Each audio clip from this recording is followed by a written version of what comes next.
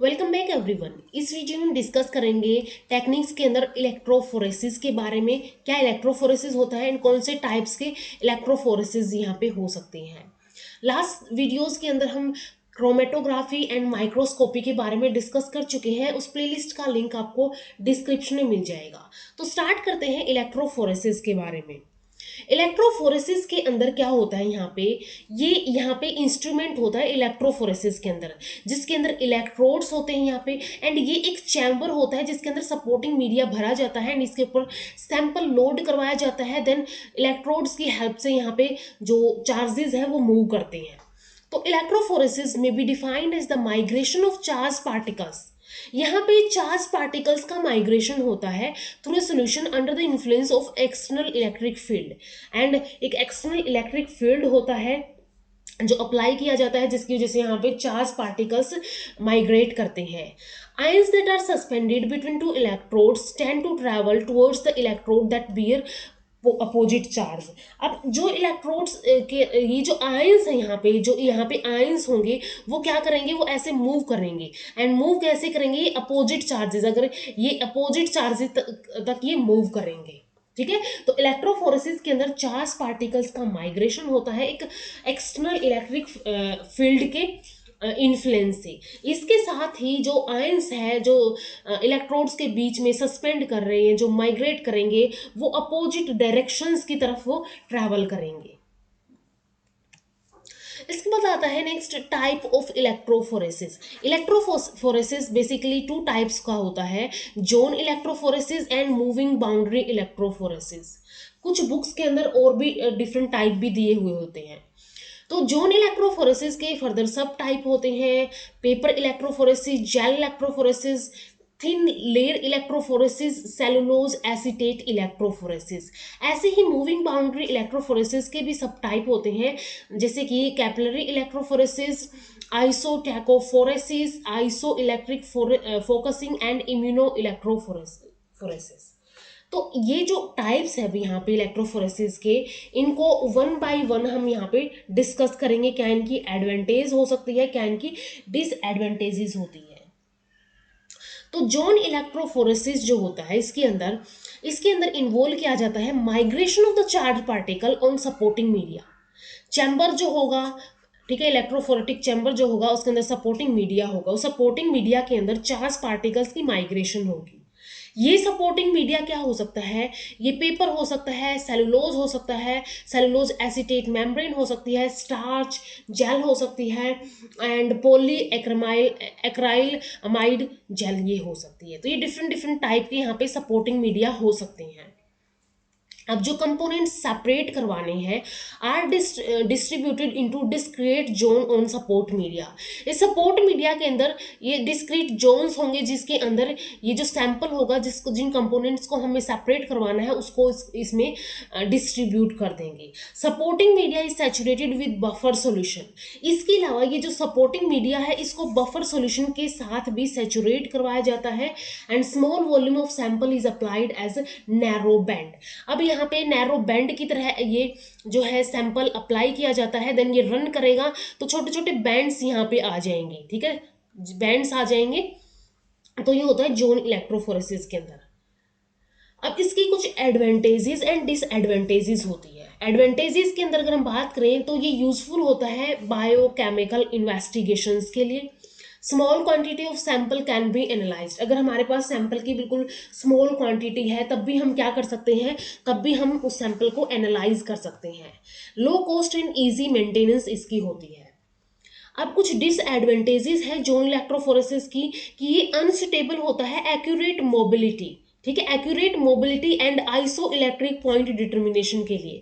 Like proteins की अगर हम बात करें, प्रोटीन्स का एक आइसो इलेक्ट्रिक पॉइंट होता है, तो वो आइसो इलेक्ट्रिक पॉइंट एंड जो मोबिलिटी होती है उसको डिटरमाइन करने के लिए, एक एक्यूरेट डिटरमाइन करने के लिए अनसुटेबल होता है due to presence of supporting media. अब हमने देखा था कि इसके अंदर एक सपोर्टिंग मीडियम लिया जाता है, तो सपोर्टिंग मीडियम की प्रेजेंस की वजह से technical complications such as capillary flow, electroosmosis, adsorption, molecular sieving are introduce. ठीक है, जो भी सपोर्टिंग मीडिया लिया है और उसके अंदर उसके ऊपर हमने क्या कर दिया, सैंपल का बैंड यहाँ पे ऐसे लोड कर दिया है। अब ये जो हमने सपोर्टिंग मीडिया यहाँ पे लिया है, मे बी ये सीविंग की तरह एक्ट करे कि जो हमने यहाँ पे सैंपल लिया था वो नीचे चला जाए यहाँ पे सीविंग की वजह से, या तो इलेक्ट्रोओस्मोसिस या फिर कैपिलरी फ्लो यहाँ पे हो जाए। तो इन वजह से ये क्या होता है, इन वजह से कुछ टेक्निकल कॉम्प्लिकेशंस यहाँ पे आ सकते हैं।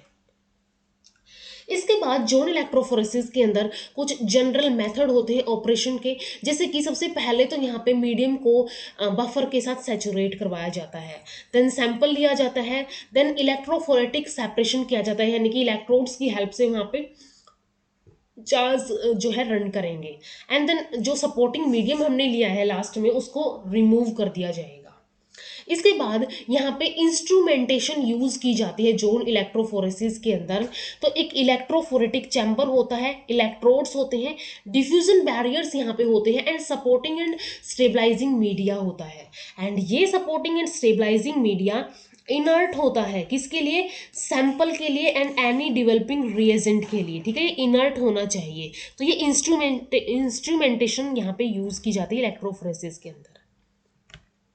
अब सबसे फर्स्ट टाइप का इलेक्ट्रोफोरेसिस होता है जोन इलेक्ट्रोफोरेसिस में, पेपर इलेक्ट्रोफोरेसिस। अब पेपर इलेक्ट्रोफोरेसिस में यहाँ पे अगर हम देखें, ये यहाँ पे एनोड हो गया, ये कैथोड हो गया, एंड ये चैम्बर्स हो गए यहाँ पे, एंड यहाँ पे लगा हुआ है एक पेपर। ठीक है, ये पेपर यहाँ पे लगा हुआ है, तो इसलिए इसको पेपर इलेक्ट्रोफोरेसिस बोलते हैं। ये पेपर जो है वर्टमैन पेपर हो सकता है, या फिर कोई कैपिलरी क्रोमेटोग्राफी पेपर ये हो सकता है, फिर सेलुलोज एसीटेट पेपर ये हो सकता है। लेकिन एक गुड इफेक्ट के लिए, बेटर रिजल्ट के लिए वर्टमैन पेपर नंबर 1 and 3 स्ट्रिप्स यहाँ पे यूज की जाती है। ये इसका डायग्रामेटिक रिप्रेजेंटेशन, ये कैथोड हो गया, ये एनोड हो गया, ये बफर टैंक है जिनके अंदर बफर सॉल्यूशन भरा हुआ है। अब यहाँ पे ये एक glass plate holding paper, glass plate है जो पेपर को होल्ड करके रखेगी, एंड ये फिल्टर पेपर की स्ट्रिप इसके ऊपर रखी हुई है। तो यहाँ पे इसके थ्रू क्या होगा, इसके थ्रू ये चार्जेस ऐसे रन करके जाएंगे अपोजिट डायरेक्शन के अंदर। सेपरेशन जो है इसकी 12 to 14 आवर्स के अंदर हो जाती है। अब इसके कुछ एडवांटेजेस एंड डिसएडवांटेजेस होती है इस पेपर को यूज करने की। लाइक ये इकोनॉमिकल होता है, इजी टू यूज होता है। डिसएडवांटेजेस होंगी इसकी, जैसे कि कुछ compound like proteins, hydrophilic molecules. ठीक है, कुछ कंपाउंड जैसे कि प्रोटीन्स हो गया, हाइड्रोफिलिक मॉलिक्यूल्स हो गए, उनको अच्छे से यहाँ पे रिजोल्व नहीं किया जाता है, रिजोल्व नहीं हो पाते हैं वो। क्यों? Due to adsorptive and ionogenic properties of paper. अब ये जो हमने पेपर यहाँ पे यूज किया है, ये इस पेपर की कुछ एडजॉर्बेटिव प्रॉपर्टीज होती हैं, सरफेस के ऊपर एडजॉर्प्शन हो जाएगा। आइनोजेनिक प्रॉपर्टीज भी होती है, जिसकी वजह से जो प्रोटीन्स एंड हाइड्रोफिलिक मॉलिक्यूल्स होते हैं वो रिजोल्व नहीं किए जा सकते हैं, जिसके रिजल्ट में टेलिंग एंड डिस्टोर्शन हो जाता है कंपोनेंट बैंड्स का। जैसे कि यहाँ पे जब ये सॉल्यूशन जो भी सैंपल है वो रन करेगा तो कुछ बैंड्स आएंगे यहाँ पे। ठीक है, कुछ बैंड्स आएंगे, यानी ये बैंड जो है मॉलिक्यूलर वेट की हेल्प से सेपरेट हो सकते हैं, चार्जेस की हेल्प से सेपरेट हो सकते हैं, पीएच की हेल्प से, आइसोइलेक्ट्रिक पॉइंट की हेल्प से सेपरेट हो सकते हैं। तो ये जो बैंड्स आएंगे ये डिस्टोर्ट हो जाएंगे इस वजह से। ठीक है, और कंपाउंड हमें पहचान में नहीं आएगा, आइडेंटिफाई हम नहीं कर पाएंगे इसको। इसके अलावा इसके अंदर इलेक्ट्रो ऑस्मोसिस भी हो सकती है। तो ये डिसएडवांटेजेस होती है पेपर इलेक्ट्रोफोरेसिस की। ये जो पेपर इलेक्ट्रोफोरेसिस है ये हॉरिजॉन्टल एंड वर्टिकल हो सकता है। हॉरिजॉन्टल इलेक्ट्रोफोरेसिस के अंदर gel matrix is cast horizontally. ठीक है, जेल मैट्रिक्स यहाँ पे हॉरिजॉन्टली कास्ट की जाती है and submerged in continuous running buffer. ठीक है, ये सबमर्ज्ड होती है रनिंग बफर सॉल्यूशन के अंदर। ये फिल्टर पेपर की स्ट्रिप्स यहाँ पे हो गई, और ये एयर टाइट हाउसिंग यहाँ पे यूज किया जाता है, ये इलेक्ट्रोड्स यहाँ पे हो गए। वर्टिकल के अंदर क्या होता है, जेल इज वर्टिकली ओरिएंटेड। ठीक है, जेल जो है ये क्या होती है, वर्टिकली ओरिएंटेड होती है, and the buffer system is discontinuous. Buffer system यहाँ पे डिसकंटिन्यूअस होता है। ठीक है, बफर सिस्टम यहाँ पे क्या होगा, डिसकंटिन्यूअस होगा। ये फिल्टर पेपर होगी, फिल्टर पेपर की यहाँ पे ये स्ट्रिप्स ली गई है, एंड ये सैंपल एप्लीकेशन का पॉइंट है। जैसे यहाँ पे ये पॉइंट होगा, ऐसे यहाँ पे ये पॉइंट है। तो इसके अंदर क्या होता है, यहाँ पे वर्टिकली ओरिएंटेड जेल ली जाती है और हॉरिजॉन्टल के अंदर हॉरिजॉन्टली यहाँ पे ली जाती है। अब इसके बाद नेक्स्ट आता है जेल इलेक्ट्रोफोरेसिस। जेल इलेक्ट्रोफोरेसिस के अंदर separation is about through molecular sieving. Molecular sieving technique के थ्रू यहाँ पे सेपरेशन की जाती है based on the molecular size of the substances. जैसे कि सपोज हमने ये एक छलनी ली है और उसके अंदर, छलनी के अंदर ये पोर्स हैं। अब जो मोलिकुलर साइज है, ठीक है, जितना मोलिकुलर साइज है इन पोर्स का, उस मोलिकुलर साइज के जो भी मॉलिक्यूल्स हैं वो इसमें से पास हो सकते हैं। तो यही यहाँ पे प्रिंसिपल यूज होता है, मॉलिकुलर सीविंग टेक्निक का यहाँ पे लिया जाता है। एंड ये बेस्ड होता है मोलिकुलर साइज जो होता है सब्सटेंसेस का, उसके ऊपर ये डिपेंड करता है। Gel material act as a molecular sieve. अब जो भी हमने जेल मटेरियल यहाँ पे यूज करेंगे इस चैम्बर के अंदर, वो क्या होगा, वो मोलिकुलर सीव की तरह एक्ट करेगा। Gel is a collide in a solid form 99% water, and it is important that the support media is electrically neutral. ये जो support media हमने लिया है ये क्या है, electrically neutral ये होना चाहिए।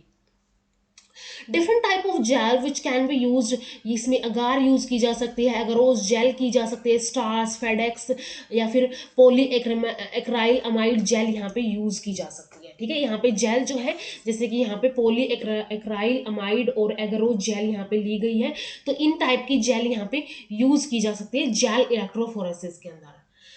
और ये जेल जो है ये पोरस होती है, तो ये मोलिकुलर सीव की तरह एक्ट करेगी। A porous gel acts as a sieve by retarding or in some cases by completely obstructing the movement of macromolecule while allowing smaller molecule to migrate freely. अब ये जो मोलिकुलर सीव है ये क्या कर सकती है, या तो ये कंप्लीटली जो है जो मोलिकुलर साइज के मोलिक्यूल्स है उनको, यानी जिस साइज की सीव है या फिर ये जेल के पोर्स हैं उस साइज के ये मोलिक्यूल्स को अलाउ कर देगी, और उससे जो बड़े साइज के हैं यानी कि मैक्रो मोलिक्यूल्स हैं उनकी मूवमेंट को ये ऑब्स्ट्रक्ट कर देगी, रोक देगी। ठीक है, उनकी मोलिक्यूल, उनकी मूवमेंट को ये रोक देगी। जब जब ये क्या होगा, यहाँ पे ये ऐसे सैंपल जब ये रन करेगा, तो सैंपल जब रन करेगा तो यहाँ से क्या होगी, ये सीव की तरह एक्ट कर रहा है, तो स्मॉल मॉलिक्यूल्स तो यहाँ से निकल आएंगे लेकिन लार्ज मॉलिक्यूल्स यहाँ तक पहुंच जाएंगे। ठीक है, यहाँ तक पहुंच जाएंगे। अब जो जेल यहाँ पे यूज की जाती है, अगार और एगरोज जेल यहाँ पे मोस्ट कॉमनली यूज की जाती है। तो अगार क्या होता है, एक मिक्सचर होता है पॉलीसेकेराइड एक्सट्रैक्टेड फ्रॉम सीवीड्स से ये एक्सट्रैक्ट किया जाता है और ये एक पॉलीसेकेराइड का मिक्सचर होता है। एग्रोज is highly purified अनचार्ज polysaccharide derived from agar. And agarose क्या होती है, एक हाईली प्यूरिफाइड अनचार्ज पॉलीसेकेराइड होता है जो कि अगार से ही डिराइव किया जाता है। Agar is chemically basic disaccharide, repeating unit इसके अंदर होती है 3,6 एनहाइड्रो एल ग्लैक्टोज यहाँ पे यूनिट्स पाई जाती है एगरोज के अंदर। Agarose dissolve when added to boiling liquid. जब इसको बॉइलिंग लिक्विड के अंदर ऐड किया जाता है तो एग्रोज डिजोल्व हो जाता है। It remains in liquid state until the temperature is lower down about 40 degrees Celsius at which point it gels. ठीक है, अब ये जो बॉइलिंग लिक्विड है ये तब तक लिक्विड स्टेट में रहेगा जब तक कि जो टेम्परेचर है वो 40 डिग्री तक नहीं आ जाता, तो ये एक जेल लाइक यहाँ पे बन जाता है। Pore size may be predetermined by adjusting the concentration of agarose in the gel. And pore size जो है, हम इसके अंदर जो कंसंट्रेशन है एगरोज की, ठीक है, कंसंट्रेशन ऑफ एगरोज को घटा के बढ़ा के उसकी जो है प्री डिटरमाइन कर सकते हैं, यानी कि हम एडजस्ट कर सकते हैं इसके पोर साइज को by adjusting concentration of agarose in the gel. Agarose gels are fragile. Agarose gel कैसी होती है, फ्रेजाइल होती है, एक्चुअली हाइड्रोक्लाइड्स ही होती हैं, and they are held together by the formation of weak hydrogen and hydrophobic bonds. ठीक है, इनके बीच में क्या होते हैं, हाइड्रोजन एंड हाइड्रोफोबिक बॉन्ड्स पाए जाते हैं। The pores of an agrogel are large. Agarose is used to separate macromolecules such as nucleic acid, large proteins and protein complexes. ठीक है, ये जो pores है agrogel के वो large होते हैं एंड ये मैक्रोमोलिक्यूल जैसे कि nucleic acid, large protein, protein complexes को सेपरेट करने के लिए यूज की जाती है। एडवांटेजेस इसकी होती हैं, easy to prepare and small concentration of agar is required, resolution is superior होता है to that of the filter paper. ठीक है, फिल्टर पेपर से ही थोड़ी सी इसका रेजोल्यूशन थोड़ा सा सुपीरियर होता है, यानी कि इसके अंदर बैंड्स जो है वो बिल्कुल फिल्टर पेपर से क्लियर आएंगे। Large quantities of protein can be separated and recovered, इसके अंदर लार्ज क्वांटिटीज जो है प्रोटीन के वो सेपरेट की जा सकती है। Adsorption of negatively charge protein molecule is negligible, and यहाँ पे नेगेटिवली चार्ज प्रोटीन्स का जो एडजॉर्प्शन है वो नेग्लिजिबल ही होता है। It adsorb protein relatively less when compare to other medium, and ये प्रोटीन्स को भी रिलेटिवली लेस एडजॉर्ब करती है अदर मीडियम के कंपैरिजन में। Sharp zones are obtain due to less adsorption, and sharp zone यहाँ पे मिलते हैं हमें क्योंकि लेस एडजॉर्प्शन होता है। एंड जो रिकवरी ऑफ प्रोटीन्स है वो भी गुड होता है, good method of preparative purpose के लिए ये यूज किया जाता है। अब इसके कुछ डिसएडवांटेजेस भी होती हैं। इलेक्ट्रो ऑस्मोसिस जो है इसके अंदर बहुत ज़्यादा होता है। ठीक है, हाई इलेक्ट्रो ऑस्मोसिस होता है।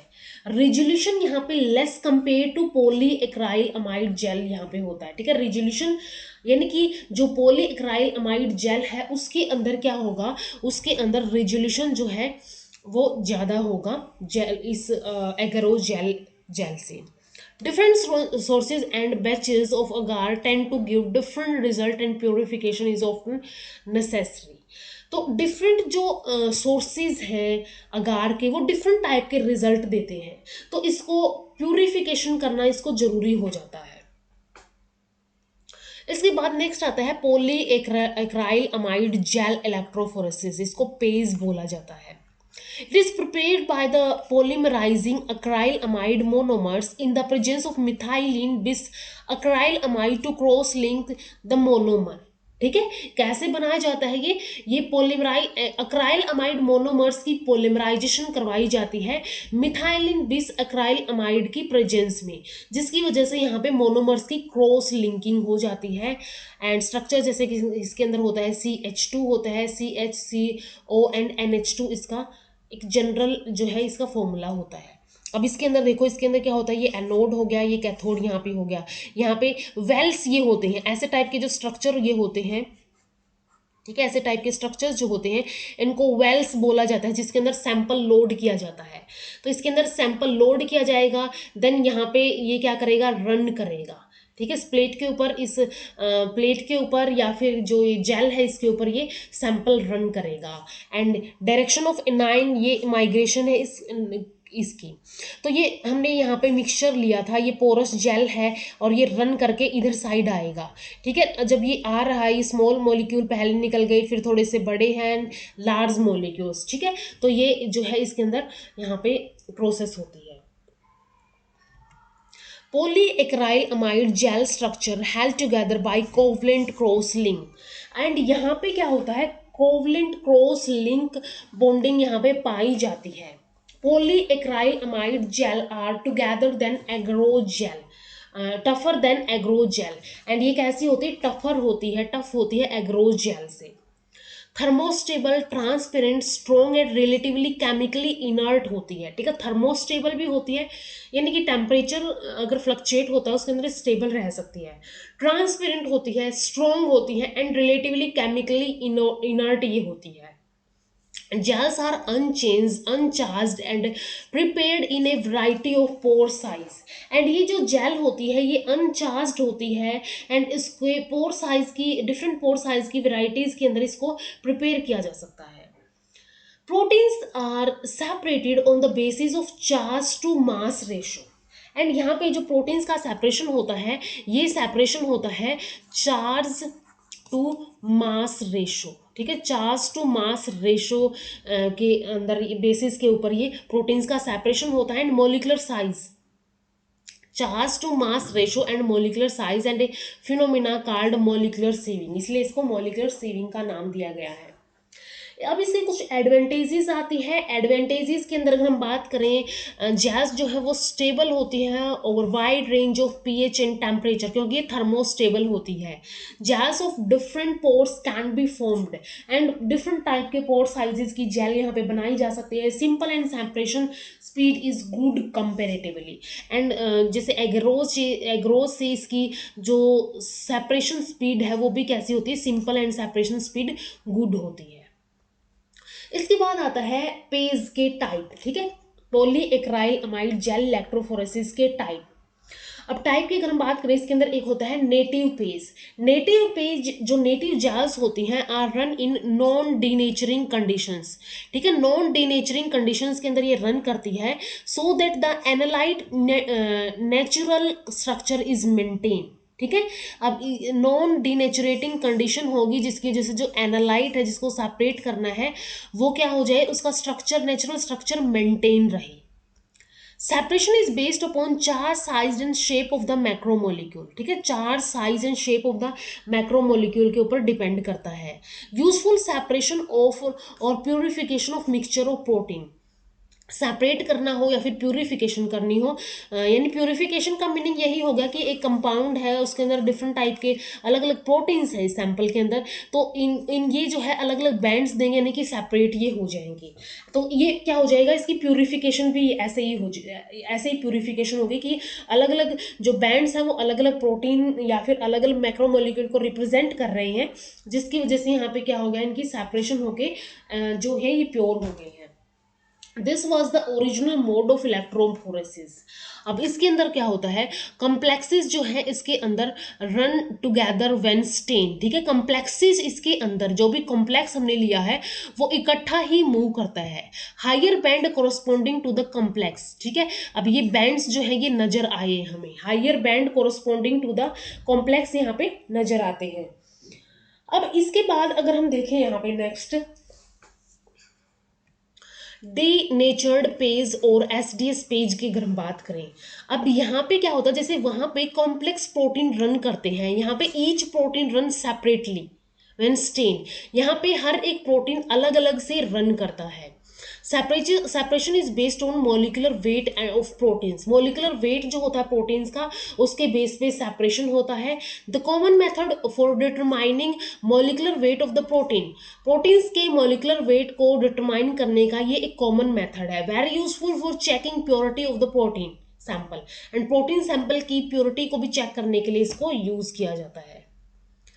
इसके बाद पेज का प्रोसीजर क्या होता है, जो हमने पॉलीएक्राइल अमाइड जेल इलेक्ट्रोफोरेसिस की बात की है, अब इसका कुछ प्रोसीजर होता है। तो प्रोसीजर की अगर हम बात करें कि gel of the different pore sizes is cast into the column inside a vertical tube often with large pore gel at the top, small pore gel at the bottom. सबसे पहले क्या है, डिफरेंट पोर साइज की जो jail है उसको column के अंदर कास्ट किया जाएगा, एंड कास्ट भी कैसे किया जाएगा, एक वर्टिकल ट्यूब होगी इसके अंदर ये कास्ट किया जाएगा।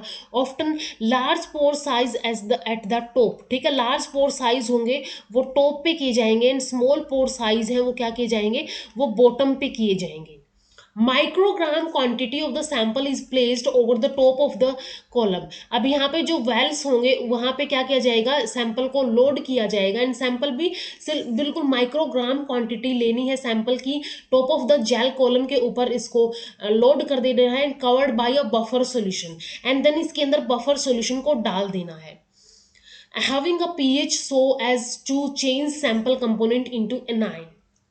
अब एनाइन के अंदर चेंज होने के बाद the foot of the gel column is made to dip in the same buffer in the bottom reservoir, ठीक है। इसके बाद इसका जो फुट है ऑफ द जेल कॉलम का, ठीक है, जेल कॉलम का जो फुट है वो उसको भी क्या करना है, सेम बफर के अंदर ही क्या कर देना है, एक तरह से बॉटम रिजर्वोयर बना लेना है, उसके अंदर डिप कर देना है। Cathode and anode are capped above and below the column to impose an electric field through the column.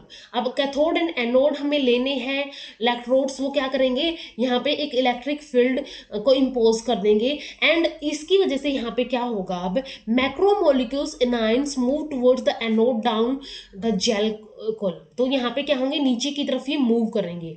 There is no external solvent space, all migratory particles have to pass through the gel pores. And जो भी यहाँ पे कोई external solvent space नहीं होगा, जितने भी यहाँ पे हमने मैक्रोमोलिक्यूल्स लिए हैं वो क्या करेंगे, माइग्रेटरी पार्टिकल्स हैं वो इस जेल के थ्रू ही, जेल पोर्स के थ्रू ही यहाँ पे पास करेंगे. रेट ऑफ माइग्रेशन डिपेंड करता है चार्ज टू मास रेशो के ऊपर. And different sample components get separated into discrete migratory band along the gel column on the basis of electrophoretic mobility and gel filtration effect. ठीक है, different sample component जो है यहाँ पे separate होंगे, जो डिस्क्रीट माइग्रेटरी बैंड्स हैं उनके अलोंग विद जेल कॉलम के अंदर, एंड ये इलेक्ट्रोफोरेटिक मोबिलिटी जो होती है या फिर जेल फिल्ट्रेशन इफेक्ट होता है, इसके बेसिस पे ये सेपरेट होंगे. इसके बाद एसडीएस पेज जो होता है, sodium dodecyl sulphate polyacrylamide gel electrophoresis. तो जो एसडीएस पेज होता है इसके अंदर क्या होगा, यहाँ पे एक टेक्निक होती है widely used in biochemistry, forensic genetics, molecular biology to separate proteins according to their electrophoretic mobility. Electrophoretic mobility के की हेल्प से यहाँ पे या फिर उसके बेसिस पे यहाँ पे प्रोटीन्स को सेपरेट किया जाता है.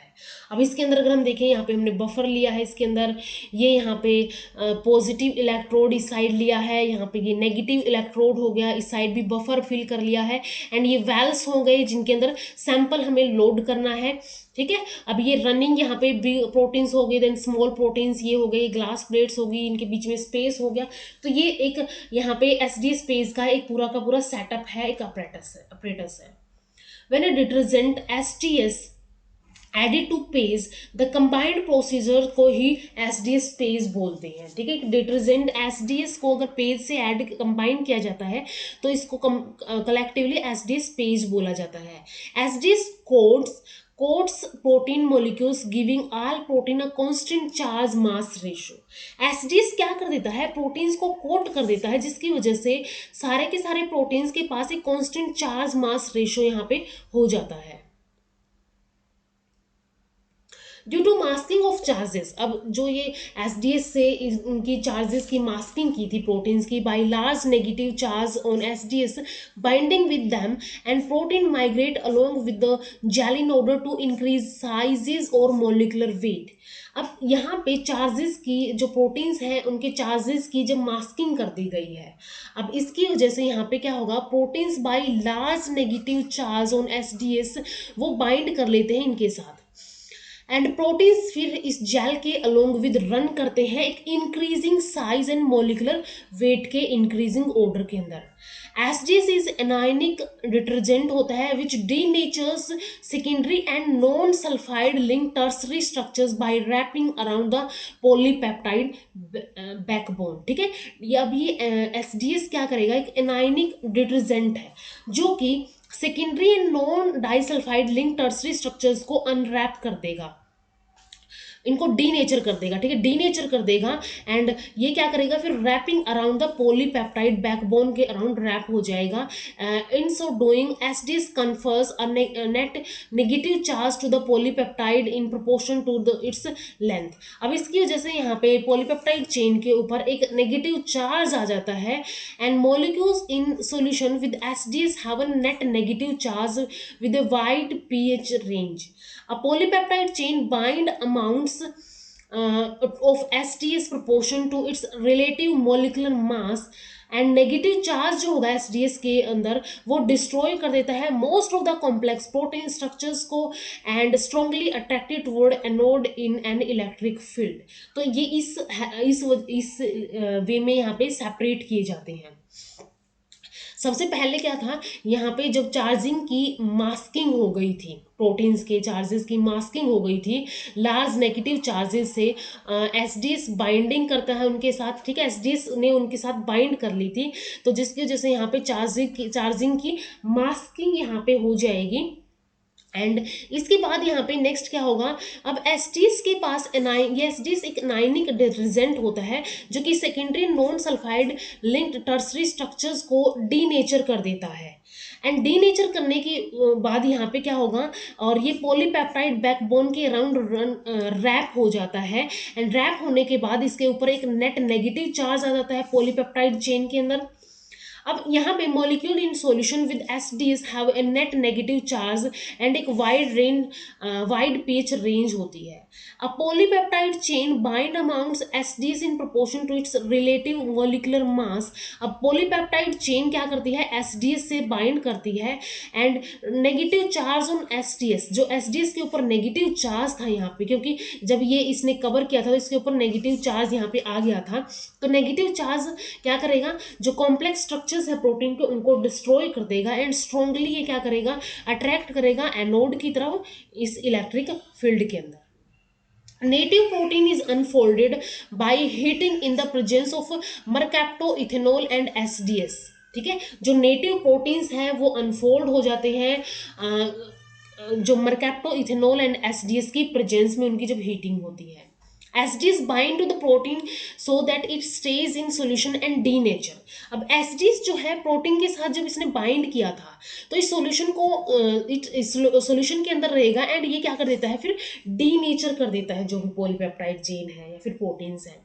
Large polypeptide bind more SDS than the small polypeptide, so protein end up with the negative charge in relation to their size। ठीक है, तो ओवरऑल यहाँ पे एसडीएस की वजह से पॉलीपेप्टाइड चेन के ऊपर एक नेगेटिव चार्ज आ जाता है। when treated with SDS and reducing agent, the polypeptide become rods of negative charge with equal charge densities on charge per unit length। and SDS से ट्रीट करने के बाद एंड एक रिड्यूसिंग एजेंट से treat करने के बाद पॉलीपेप्टाइड चेन जो है ये रोड्स बन जाती है नेगेटिव चार्जेस की, एंड इनके पास charge densities and charge per unit length वो इक्वल होता है। This we can separate protein based on their mass. तो इस वे में मास से यानी कि इनके जो मास है उसके बेसिस पे इनको प्रोटीन्स को सेपरेट किया जा सकता है। इसके अलावा स्टार्च भी यहाँ पे यूज किया जा सकता है। Suspension of granular starch should be boiled in a buffer to give a clear colloidal suspension. ठीक है, सबसे पहले तो ग्रैनुलर स्टार्च को बफर के अंदर बॉईल करवाया जाएगा जिसकी वजह से यहाँ पे क्लियर कोलाइडल सस्पेंशन यहाँ पे आ जाएगा। The suspension on cooling sets a semi solid gel due to अब यहाँ पे क्या होगा, जो सस्पेंशन बना है यहाँ पे कोलाइडल सस्पेंशन बना है वो कूल होने के बाद एक सेमी सॉलिड जेल के अंदर यहाँ पे सेट हो जाएगा due to intervening of the branched chain of amylopectin. In order to avoid swelling and shrinking, petroleum jelly is used। ठीक है, श्रिंक ना हो, स्वेल ना हो, तो पेट्रोलियम जेली यहाँ पे यूज की जाती है। तो स्टार्च भी यहाँ पे एक सपोर्टिंग मीडिया की तरह या फिर जेल की तरह एक्ट की जो है यूज किया जा सकता है। एडवांटेजेस क्या होती हैं, high resolving power and sharp zones obtain होते हैं यहाँ पे। जो जेल इलेक्ट्रोफोरेसिस था या फिर सिंपली हम बोल सकते हैं जो अदर टाइप के इलेक्ट्रोफोरेसिस थे उनके अंदर क्या होता है, इसके अंदर ज़्यादा शार्प जोन्स ऑब्टेन होते हैं। Components resolve can be recovered in reasonable yield specially proteins. And जो कंपोनेंट रिजोल्व होंगे वो रीजनेबल यील्ड के अंदर रिकवर्ड किए जा सकते हैं। Can be use in analytical as well as preparatory electrophoresis के अंदर यूज किए जा सकते हैं। डिसएडवांटेजेस इसका इलेक्ट्रो ऑस्मोटिक इफेक्ट इसके अंदर होता है and variation in pore size from batch to batch. And अलग अलग पोर साइज की वजह से भी यहाँ पे एक डिसएडवांटेज यहाँ पे होती है। नेक्स्ट आते हैं thin layer electrophoresis. Thin layer electrophoresis जो है, इसके अंदर थिन लेयर ऑफ सिलिका या फिर एल्यूमिना की यूज की जाती है।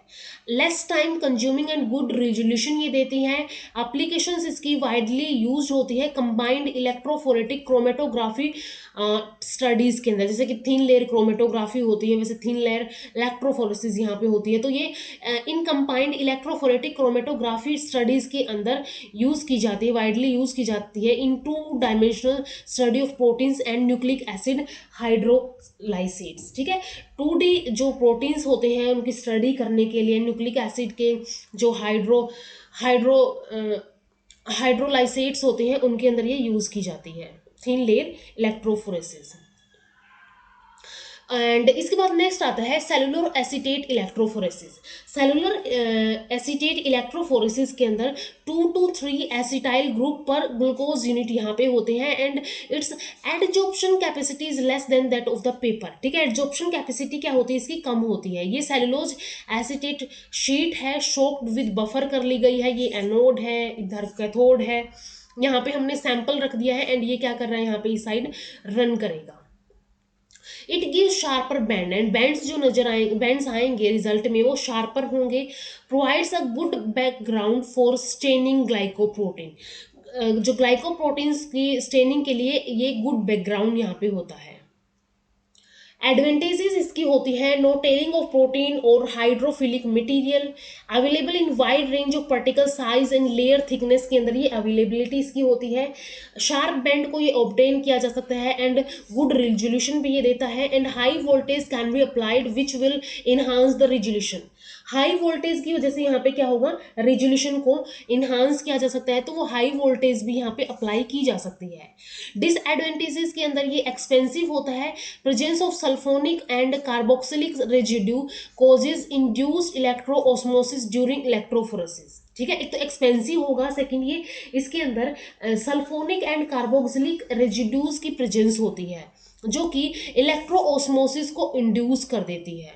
एप्लीकेशंस इसकी वाइडली यूज होता है analysis of clinical and biological protein sampling, जैसे कि एल्ब्यूमिन एंड ग्लोबुलिन्स के अंदर। पेपर इलेक्ट्रोफोरेसिस का ये एक अल्टरनेटिव होता है।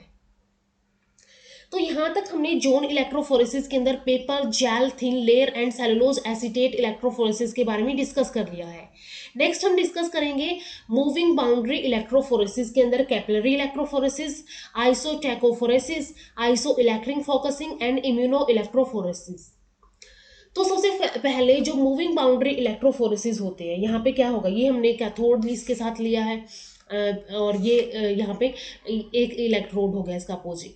तो ये जो है प्लस और माइनस यहाँ पे अपोजिट इलेक्ट्रोड्स लिए यहाँ पे एंड यहाँ से जो है सैंपल रन करेगा। अब इसके अंदर प्रिंसिपल क्या होता है, moving boundary method allows the charged species to migrate in free moving solution without supporting media.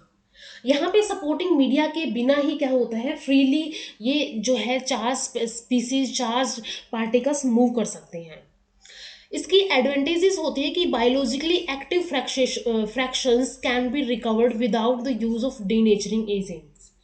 जो एक्टिव फ्रैक्शंस हैं, बायोलॉजिकली एक्टिव फ्रैक्शंस हैं, उनको रिकवर किया जा सकता है बिना किसी डीनेचरिंग एजेंट के यूज किए।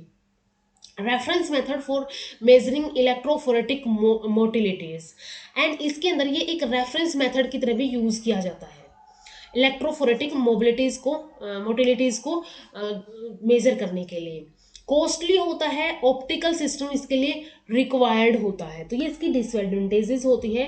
एप्लीकेशंस इसकी to study homogeneity of a macromolecular system and complex biological mixtures के एनालिसिस के लिए इसको यूज किया जाता है। तो इसके अंदर सबसे फर्स्ट आता है capillary electrophoresis. Principle behind electrophoresis is that charged molecule will migrate towards the opposite pole and separate from each other based on physical characters. ठीक है, फिजिकल करैक्टर्स के बेसिस के ऊपर क्या होता है, यहाँ पे ये जो अपोजिट पोल्स की तरफ चार्ज मूव कर रहे हैं, चार्ज मॉलिक्यूल मूव कर रहे हैं, तो ये सेपरेट हो जाते हैं। Capillary electrophoresis has grown to become a collection of range of separation technique which involve the application of high voltage यहाँ पे high voltage power supply use की जाती है buffer filled capillaries to achieve separation. तो यहाँ पे ये sample लिया है हमने, बफर रिजर्वोयर हो गए जिनके अंदर बफर फील्ड है, एंड एनोड एंड कैथोड यहाँ पे लिए हैं, एंड ये एक कैपिलरी ली है एंड यहाँ पे डिटेक्टर अटैच कर दिया है, एंड यहाँ पे हाई वोल्टेज पावर सप्लाई यहाँ पे ली जाती है ताकि यहाँ पे क्या हो और ज़्यादा बेटर सेपरेशन यहाँ पे हो सके। Capillary electrophoresis then it is the technique of performing electrophoresis in buffer filled narrow bore capillaries normally from 25 to 100 mm in internal diameter. ठीक है, एक यहाँ पे 25 to 100 mm का एक इंटरनल डायमीटर यूज किया जाता है एक नैरो बोर कैपिलरीज का। ठीक है, ये कैपिलरीज यहाँ पे यूज की जाए, इसकी बात हो रही है यहाँ पे। High voltage typically 10 to 30 kilowatt apply यहाँ पे किया जाता है। कैपिलरी जो है ये टिपिकली 50 माइक्रोमीटर इनर डायमीटर की होती है and 0.5 to 1 metre in length ही होती है। Due to electroosmotic flow all sample component migrate towards the negative electron. तो इसके अंदर क्या होता है, इलेक्ट्रोओस्मोटिक फ्लो की वजह से जो भी सैंपल है वो सैंपल क्या है, नेगेटिव इलेक्ट्रोड की तरफ मूव करेगा। The capillary can also be filled with gel. इसके अलावा कैपिलरी को जेल से भी फिल्ड किया जा सकता है। जेल से फिल करने की वजह से यहाँ पे जो इलेक्ट्रोओस्मोटिक फ्लो है वो क्या हो जाएगा, एलिमिनेट हो जाएगा। Separation is accomplished as in conventional gel electrophoresis, but the capillary allows higher resolution, greater sensitivity and online detection। ठीक है, इसलिए इसके ऊपर यहाँ पे डिटेक्शन भी यूज किया जाता है, डिटेक्टर यूज किया जाता है। तो ये greater sensitivity and online detection, इसके अलावा हायर रेजोल्यूशन अलाउ करती है। Capillary is filled with electrolyte solution which conduct current through the inside of the capillary। अब ये जो कैपिलरी है इसको इलेक्ट्रोलाइट सोल्यूशन से भी भरा जाता है ताकि यहाँ पे क्या हो, कंडक्ट जो हो करंट का वो इस कैपिलरी के अंदर हो सके। The ends of the capillary are dipped into the reservoir, and ये जो एंड्स है कैपिलरी की वो रिजर्वोयर के अंदर डिप किए जाते हैं। Reservoir filled with the electrolyte, जो कि इलेक्ट्रोलाइट से ही भरा हुआ होता है। इलेक्ट्रोड्स यहाँ पे जैसे प्लेटिनम का अगर यूज किया है, are insert into the electrolyte reservoir to complete the electrical circuit. इसके बाद यहाँ पे क्या किए जाते हैं, यहाँ पे इलेक्ट्रोड्स लगाए जाते हैं जैसे कि प्लेटिनम के इलेक्ट्रोड्स यहाँ पे इंसर्ट किए गए हैं ताकि इसका जो ये सर्किट है, इलेक्ट्रिकल सर्किट है, वो कंप्लीट किया जा सके। नेक्स्ट यहाँ पे आता है इलेक्ट्रोओस्मोटिक flow.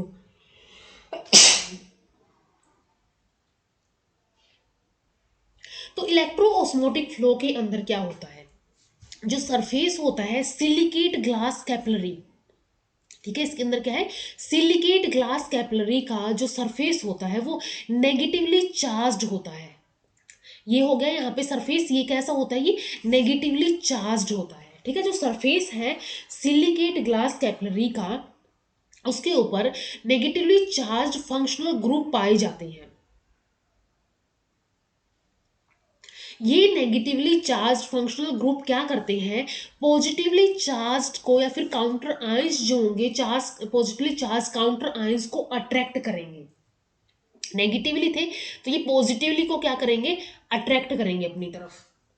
The positively charge ion migrate towards the negative electrode, and इस वजह से जो पॉजिटिव इलेक्ट्रो चार्जेस हैं वो नेगेटिव की तरफ क्या करके जाएंगे, मूव करके जाएंगे, नेगेटिव इलेक्ट्रोड की तरफ माइग्रेट करके जाएंगे and carry सोल्वेंट molecule in the same direction. And जब ये चार्ज आएंगे तो ये क्या करेंगे, ये चार्ज साथ में सोल्वेंट मॉलिक्यूल्स को भी लेकर जाएंगे।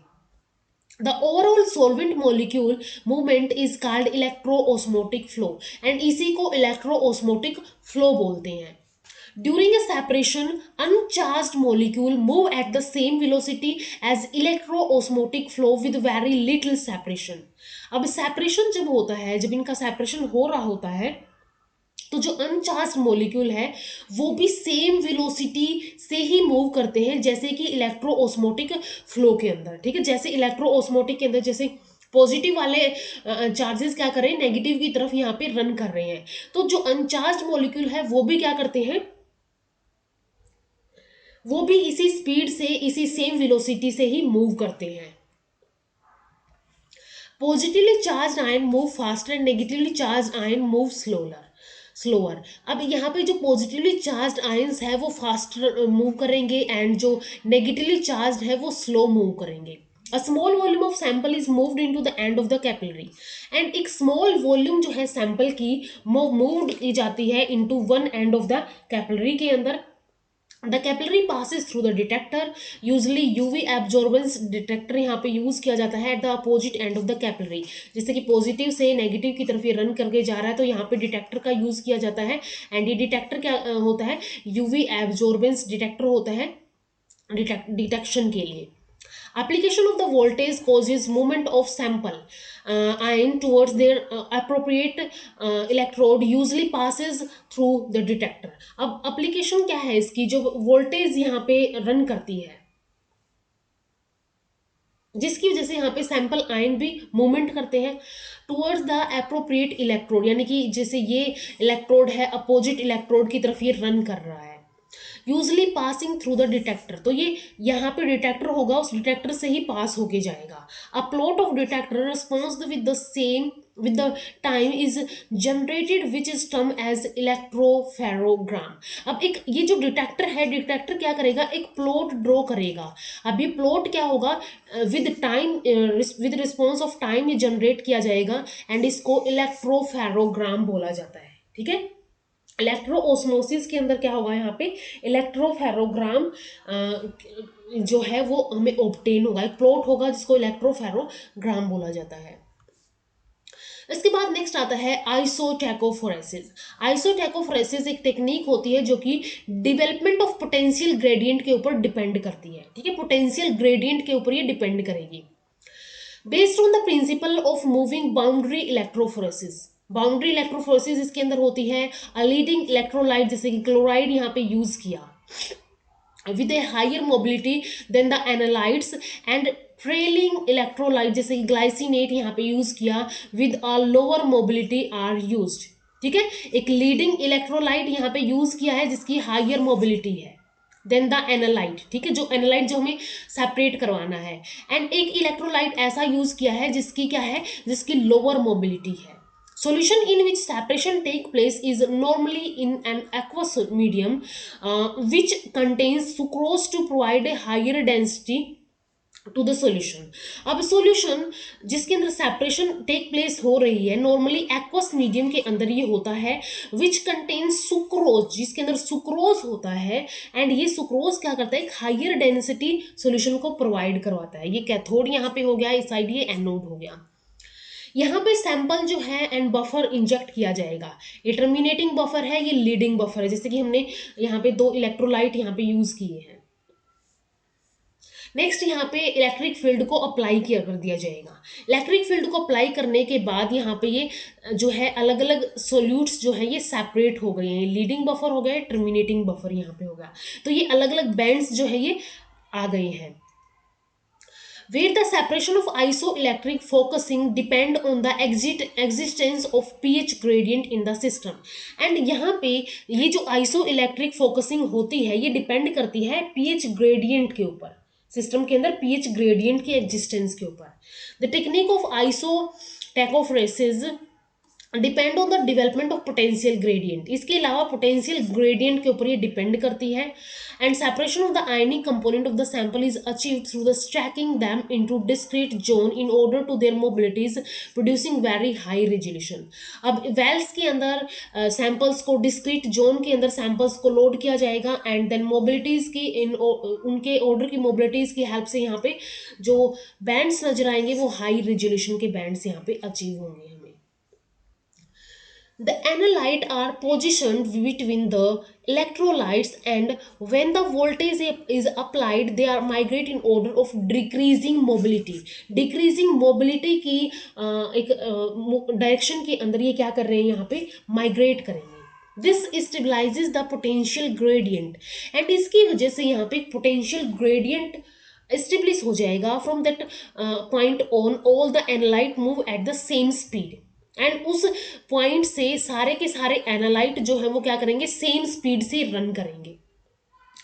Individual zones border one another but represent completely separated components without overlap. जो इंडिविजुअल जोन्स यहाँ पे बनेंगे, ठीक है, इंडिविजुअल जोन्स जो आएंगे यहाँ पे, वो रिप्रेजेंट करते हैं completely separated components without overlap. यहाँ पे कोई ओवरलैपिंग नहीं होगी। इसके अलावा यहाँ पे नो बैकग्राउंड इलेक्ट्रोलाइट यानी buffer is mixed with the sample, ठीक है, कोई यहाँ पे बैकग्राउंड इलेक्ट्रोलाइट या फिर बफर यहाँ पे मिक्स नहीं किया जाएगा। So current flow is carried only by the charge sample ions, सिर्फ करंट क्या है, चार्ज सैंपल आयंस के थ्रू ही रन करेगा। Once the faster moving component separate completely from the slower moving one, अब जो स्लो है वो बिल्कुल स्लोली मूव करेगा, फास्ट वाला जल्दी मूव कर जाएगा, तो ये दोनों सेपरेट हो गए। तो एक बार जब फास्टर मूविंग कंपोनेंट सेपरेट हो जाता है स्लोअर मूविंग वन से, तो it creates a region of depleted charges between two that increases the resistance and therefore local voltage in that region। तो अब यहाँ पे क्या होगा, जिसकी वजह से जो ये एक फास्ट चार्ज वाला था, एक स्लो चार्ज वाला पीछे रह गया है। अब ये दो बैंड जो है वो अलग हो गए हैं। अब इसकी वजह से यहाँ पे एक रीजन क्रिएट हो जाएगा जो कि चार्ज को डिप्लीट करेगा बिटवीन जो दो यहाँ पे पॉइंट आए हैं, एक फास्ट मूविंग कंपोनेंट का, एक स्लोअर मूविंग कंपोनेंट का। एंड यहाँ पे इन दो पॉइंट्स के बीच में जो रेजिस्टेंस है वो इंक्रीज हो जाएगा, ठीक है, दो पॉइंट्स के बीच में जो रेजिस्टेंस है वो इंक्रीज हो जाएगा। एंड यहाँ पे जो अब लोकल वोल्टेज है इस रीजन के अंदर लोकल वोल्टेज जो है वो क्या हो जाएगी, वो भी बढ़ जाएगी। दिस इंक्रीज वोल्टेज, अब जो वोल्टेज दो पॉइंट्स के बीच में बढ़ गई है, अब इन दो पॉइंट्स के बीच में वोल्टेज बढ़ने की वजह से slower component to migrate faster, अब यहाँ पे जो स्लोअर कंपोनेंट था वो और ज़्यादा फास्टर मूव करेगा and close the gap there by concentrating it and increasing the conductivity of the zone until it matches then of the faster ion. तो जब तक ये इसके साथ मिल नहीं जाता, यानी कि यहाँ तक ये नहीं आ जाता, तब तक ये क्या करेगा, ये रन करेगा। And ultimately all ions at the rate of the faster ion in the zone that differ in the thickness depending on the original concentration। And ultimately जो आयंस माइग्रेट कर रहे हैं, ऑल आयंस माइग्रेशन, वो क्या करेंगे, faster जो rate है उससे माइग्रेट करेंगे and that differ in thickness depending on their original concentration. And जो फास्टर आयन है इस जोन के अंदर वो डिफर करते हैं थिकनेस के अंदर, जो इनकी ओरिजिनल कंसंट्रेशन ली थी उसके ऊपर। एप्लीकेशंस क्या है इसकी, separation of protein as well as inorganic substances को यूज करने के लिए यूज किए जाते हैं। इसके बाद नेक्स्ट आता है iso electric focusing. Iso electric focusing क्या होती है, आइसो इलेक्ट्रिक पॉइंट्स के ऊपर डिपेंड करती है। तो all proteins have iso electric point pH, ठीक है, सारे प्रोटीन्स के पास क्या होती है, आइसो इलेक्ट्रिक पॉइंट यहाँ पे होता है। When electrophoresis is run in a solution buffered at constant pH, अब जब इलेक्ट्रोफोरेसिस रन किया जाएगा and proteins have a net charge will migrate toward the opposite electrode. अब जैसे कि यहाँ पे लो पीएच है, वो हाई पीएच की तरफ ये ऐसे ये रन करके जा रहा है, ये इधर साइड आ रहा है, ठीक है, तो ये जो है ये बैंड्स ऐसे बन जाएंगे यहाँ पे। अब यहाँ पे क्या होता है, अपोजिट इलेक्ट्रोड्स की तरफ ये पीएच के बेसिस पे यहाँ पे ये फ्लो होता है। The use of pH gradient across the supporting media causes each protein to migrate to an area of specific pH। अब यहाँ पे pH gradient की वजह से ही सपोर्टिंग मीडियम के अंदर सपोर्टिंग मीडियम के अक्रॉस ये सैंपल है वो रन करेगा and causes each protein to migrate an area of specific pH। And ये जो एक एरिया ऑफ स्पेसिफिक pH है उसके अंदर ये अलाउ करेगा कि ये रन करे, वहां तक ये जाए। The pH of the protein equal the pH of the gradient, and जो pH है प्रोटीन की वो pH ऑफ द जो ग्रेडियंट की pH है उसके इक्वल हो जाएगी, दस resulting in the sharp well defined protein band, जिसकी वजह से यहाँ पे शार्प, ये बिल्कुल शार्पली प्रोटीन बैंड्स यहाँ पे नजर आएंगे। A procedure to determine the isoelectric point in pi of the protein, thus a mixture of proteins can be electrophorized through a solution having a stable pH gradient from the anode to the cathode, and each protein will migrate to the position of the pH gradient according to its isoelectric point, and इसको isoelectric focusing बोलते हैं। अब यहाँ पे जो procedure है वो determine किया जाता है isoelectric point of the proteins के लिए।